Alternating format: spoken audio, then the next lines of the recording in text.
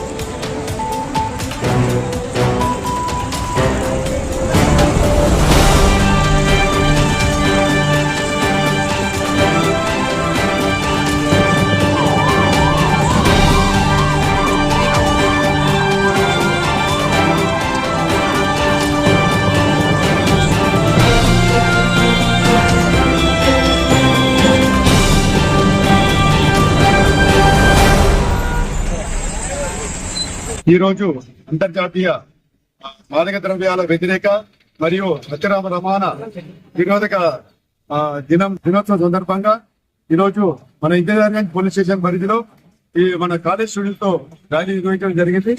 మెయిన్గా ఈ మాదక ద్రవ్యాలు మెయిన్గా ఈ రోజు యువతను టార్గెట్ చేసి వాళ్ళని తప్పుదో పట్టించి వాళ్ళ భవిష్యత్తును నాశనం చేస్తున్నాయి।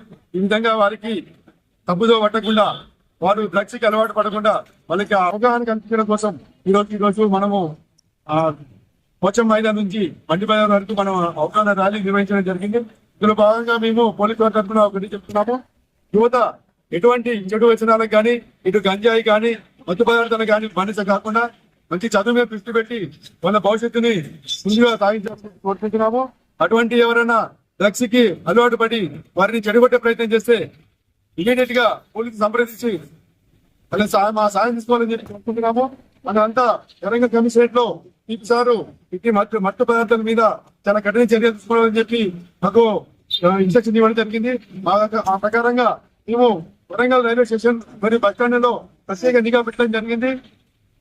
మనం అక్కడి నుంచి రైల్వే స్టేషన్ నుంచి ఎటువంటి అక్రమణ జరగకుండా మేము నిరోధిస్తూ ఎప్పటికప్పుడు సమాచారం తీసుకుంటూ నిరోధించడానికి ప్రయత్నం చేస్తున్నాము।